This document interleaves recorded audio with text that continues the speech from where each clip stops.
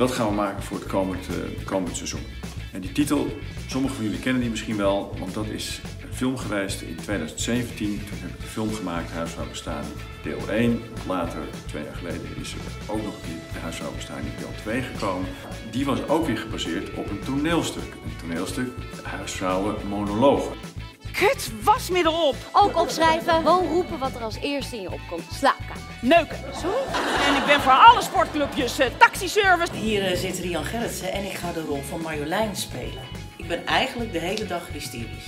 Paniekaanvallen, gillen, huilen, alles naast elkaar. En veel huilen, want en veel lachen. Ik ben Anouk Maas en ik ga de rol van Gijsje spelen. Gijsje werkt bij een reclamebureau en is erg netjes, heeft smetvrees. Alles is onder controle.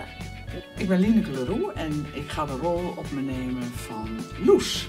Loes is een beetje de weg kwijt zo nu en dan en chaotisch, maar wel een schat. Wil je gewoon met vriendinnen een hele leuke avond hebben? Kom naar ons, want dit is de vriendinnencomedie waar we heerlijk weer gaan lachen, een goede avond gaan maken. Kom allemaal en ik kijk ernaar uit om jullie te zien.